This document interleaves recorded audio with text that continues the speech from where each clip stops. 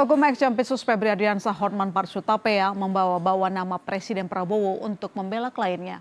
Hotman sebut ex Jampitsus Febri sebagai orang kebanggaan Presiden Prabowo. Ia juga menyebut penetapan tersangka ex Jampitsus tidak ada izin dari Presiden. Sementara pihak istana meminta agar nama Presiden Prabowo Subianto tidak dikaitkan dengan kasus ex Jampitsus Febri Ardiansah. Kita ulas masalah ini bersama anggota DPR RI dari fraksi Gerindra Sugiat Santoso dan pakar hukum tata negara Universitas Mula Warman Herdiansah Hamzah. Selamat sore Mas Hamzah, selamat sore Mas Sugiat. Selamat sore, Kompas. Sore, Mbak. Selamat sore. Baik, saya ke Mas Sugiat dulu kalau begitu. Melihat apa yang dikatakan oleh Bang Hotman begitu, apakah memang ada kedekatan khusus dengan Presiden? Seakrab apa keduanya? Ya, yang pertama kami ingin mendudukkan lebih dahulu posisi Presiden terkait dengan setiap kasus dari proses penegakan hukum. Apalagi kasus pemberantasan korupsi. Bahwa sejak awal Pak Prabowo menjadi Presiden, itu sudah sangat tegas sekali posisi beliau yang beliau ambil.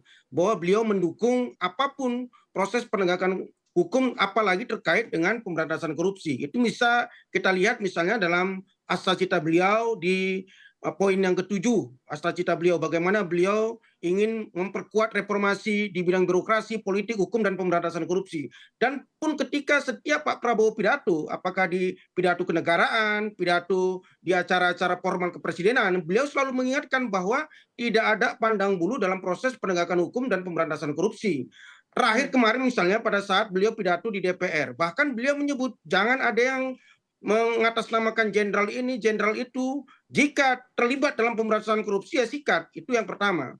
Yang kedua, kami menghargai apa yang dilakukan oleh Bang Hotman sebagai pengacara Febri Ardiansah. Bahwa silakan lakukan mekanisme pembelaan, tapi ingat ada catatan bahwa jangan dibawa-bawa Pak Prabowo sebagai presiden dalam proses pembelaan itu kan tidak sebagai seorang sahabat tidak etis. Bahwa seandainya memang Bang Hotman adalah sahabat karib Pak Prabowo, saya pikir Bang Hotman juga harus bertanggung jawab menjaga nama baik Pak Prabowo sebagai presiden. Jangan untuk kepentingan kliennya, untuk kepentingan pembelaan hukumnya, beliau menyeret-nyeret nama presiden. Itu saya pikir bukan sahabat yang baik. Saya pikir itu. Oke, baik, coba saya ke Mas Hamzah. Mas Hamzah, jadi menurut Anda sendiri, apa alasan Hotman Paris menyampaikan bahwa ex Jampitsus adalah kebanggaan Presiden, kemudian dia ditetapkan menjadi tersangka tanpa izin Presiden? Kemana arah seorang Hotman?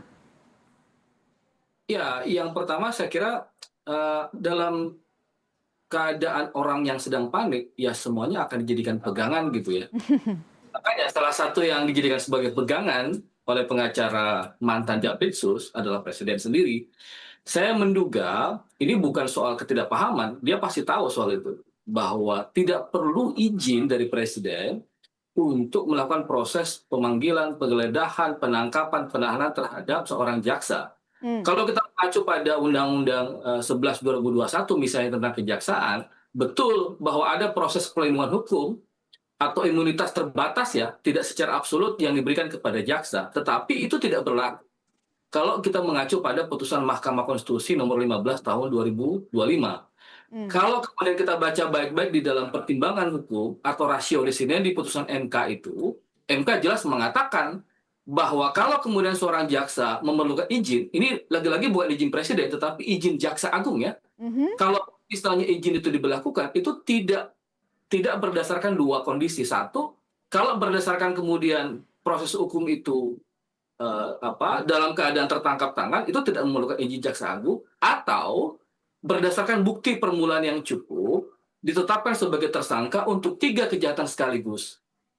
Yang ancaman hukumannya adalah pidana mati berkaitan dengan kejahatan keamanan negara, dan ketiga berkaitan dengan tindak pidana khusus. Jadi logika bahwa izin presiden diperlukan dalam proses pemeriksaan, penetapan tersangka, termasuk akibat hukum yang lain, itu adalah logika yang keliru menurut saya. Jadi sangat disayangkan kalau seorang pengacara, apalagi ini adalah pengacara yang mendampingi mantan Jampitsus ya, Febri Ardiansah, kemudian melontarkan pernyataan-pernyataan yang keliru sekaligus menyeret-nyeret presiden dalam urusan penegakan hukum. Itu yang sebenarnya kita tangkap. Ini kalau di dalam psikologi politik, termasuk di dalam prakteknya secara hukum, ya upaya untuk menyeret-nyeret presiden ini kan sebenarnya mencari tameng dalam proses Jadi Mas Sugyat, kalau secara psikologis apa yang disampaikan Hotman ini menurut Anda apakah dapat menciptakan tekanan terhadap penyidik? Nanti dijawab, kami segera kembali saudara, tetap di Sapa Indonesia Malam. 9 malam. Saudara, pemerintah menyatakan keputusan Presiden atau Kepres penunjukan Jaksa Agung Muda bidang tindak pidana khusus Jampitsus baru untuk menggantikan Febri Ardiansah akan rampung pekan ini. Mensesnek Prasetyo Hadi menyebut nama yang diusulkan untuk mengisi posisi Jampitsus pengganti Febri adalah Kuntadi. Tadi yang diusulkan menjadi Jampitsus itu sudah disetujui oleh Pak Presiden atau bagaimana? Insya Allah minggu ini akan kita selesaikan.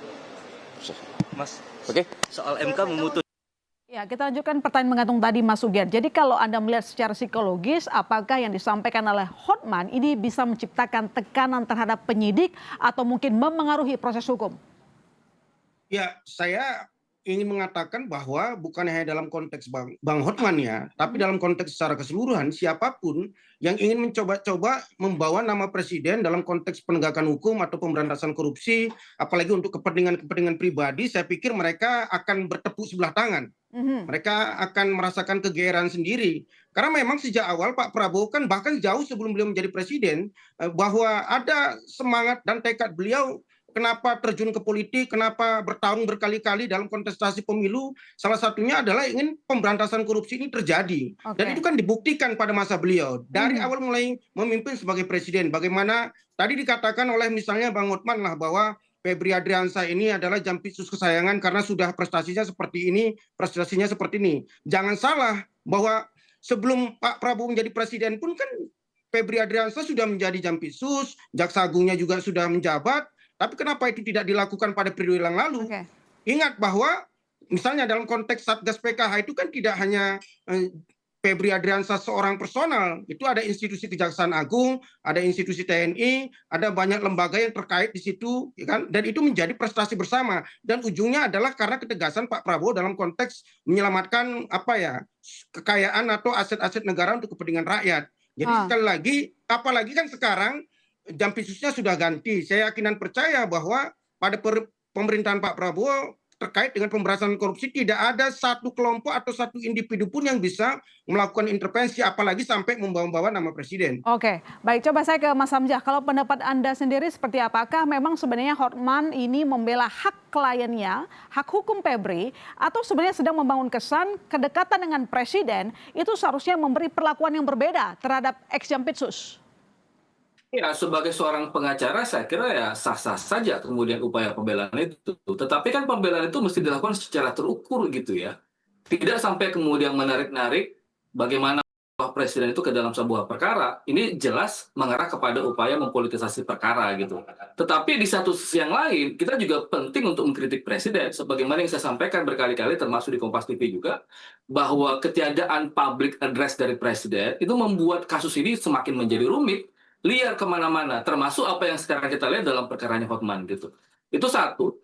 Yang kedua, kalau kemudian kritikan kita bahwa ada kesan bahwa yang dibawa oleh Hotman seolah-olah bahwa mantan Jampitsus ini adalah orang kesayangan presiden.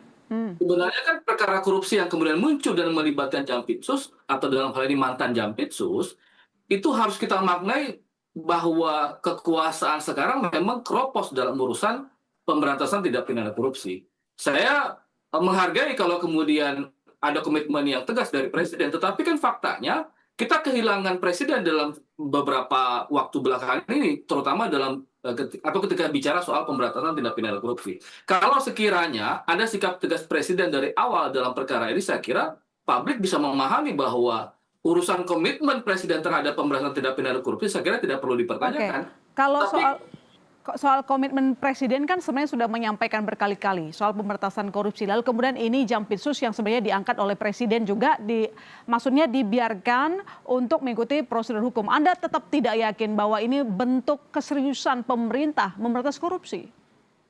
Ya, keseriusan itu kan tidak diukur dari lontaran pernyataan gitu ya, tetapi sikap dari presiden. Saya mengatakan tadi bahwa kerumitan-kerumitan, bahkan situasi yang semakin liar, bagaimana statementnya Hotman sebagai pembela mantan Jampitsus misalnya, bagaimana pernyataan-pernyataan yang muncul kemana-mana, itu karena memang tidak ada public address dari Presiden itu.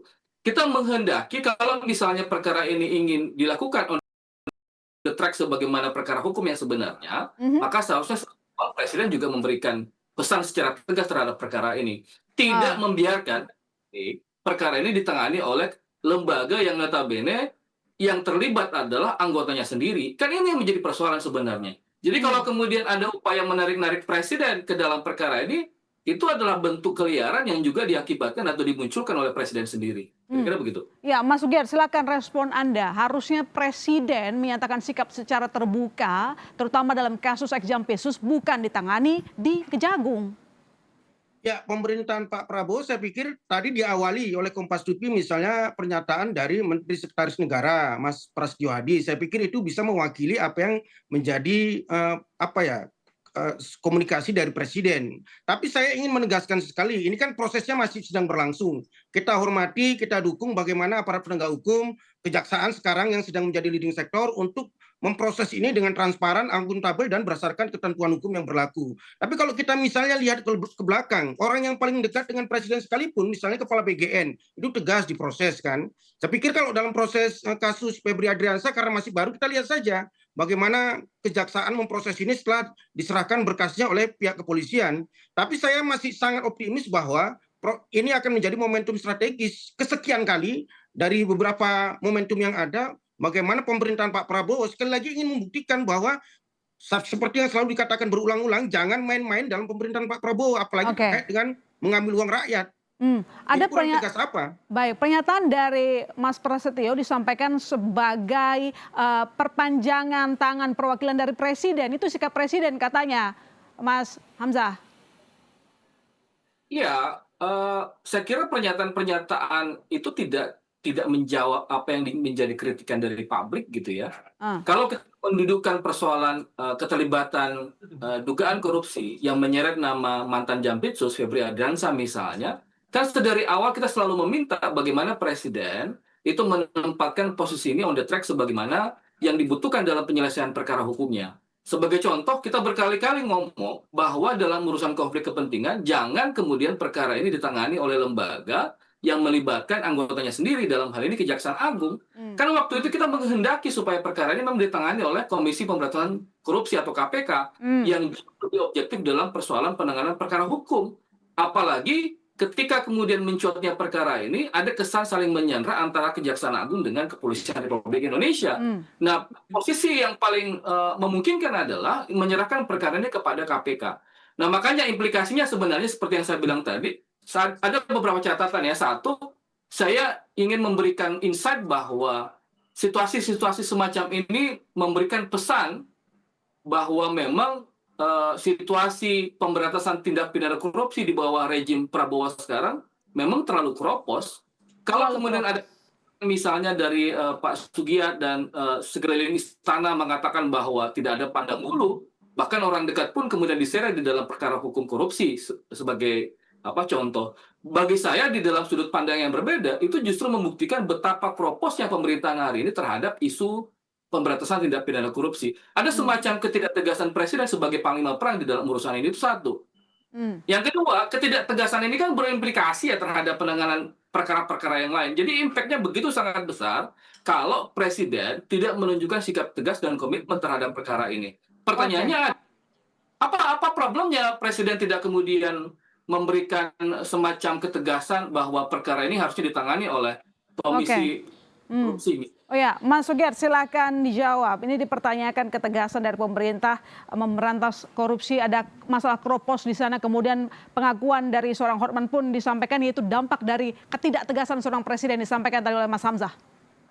Ya, ketidaktegasan itu jangan dinilai terkait dengan apakah ini ditangani oleh KPK, Kejaksaan, atau Kepolisian. Tiga institusi ini sama-sama institusi penegak hukum yang punya otoritas dan kewenangan yang sama. Jadi jangan kita seolah-olah mengkasta-kastakan bahwa KPK di atas, kejaksaan di bawah, kepolisian di bawah. Saya pikir tidak seperti itu juga dalam konteks penegakan hukum di Indonesia. Kita kasih kesempatan kepada Kejaksaan Agung untuk katakanlah memproses ini. Saya pikir itu. Tapi yang paling pertama, saya merasa bahwa ya kalau presiden kan sudah berkali-kali, bukan hanya dalam kasus Febri Adriansa, dalam semua kasus pemberantasan korupsi, beliau selalu mengatakan sikat, habisin, tegakkan hukum. Saya pikir itu bukan hanya dalam konteks Febri Adriansa, konteks sebelumnya. Bang, misalnya ya, di zaman siapa, di zaman presiden siapa misalnya, bahwa tata kelola tambang perkebunan itu bisa negara menang sampai 5,8 juta hektar. Itu belum pernah dalam sejarah pemerintahan manapun. Itu kurang tegas apa Pak Prabowo dalam konteks penegakan hukum terkait dengan tata kelola tambang, tata kelola izin perkebunan dan sebagainya. Saya pikir kita kasih kesempatan kepada kejaksaan. Prinsipnya kan gini, mau kucing hitam atau kucing putih, selama dia bisa menangkap tikus, kita kasih kepercayaan. Apakah kepolisian, kita hormati dan hargai kepolisian, kita hormati juga kejaksaan, kita juga hormati juga KPK. Ingat nanti misalnya apa yang menjadi kekhawatiran dari kawan-kawan civil society lah misalnya, kalau di kejaksaan itu katakanlah ada konflik kepentingan, ya nanti saya DPR, dan saya kena percaya pemerintahan Pak Prabowo juga akan tidak tinggal diam, kawan-kawan civil society, publik akan mengawasi, dan KPK juga kan sudah menyatakan sikap bahwa mereka siap melakukan proses KPK terkait dengan ini, supervisi terkait dengan kasus ini. Saya pikir kita kasih kesempatan kepada Kejaksaan Agung untuk membuktikan bersih-bersih diri, apalagi kan sudah ditunjuk Jampitsus yang baru. Saya masih optimis, aku yakin bahwa ini akan tuntas oleh Kejaksaan Agung. Ya, kita tunggu ketegasan yang dimaksud. Terima kasih kepada narasumber saya, anggota DPR RI dari fraksi Gerindra Sugiar Santoso dan pakar hukum tata negara Universitas Mula Warman Herdiansah Hamzah. Selamat sore Bapak-bapak. Selamat sore. Selamat sore. Pak Sugiar.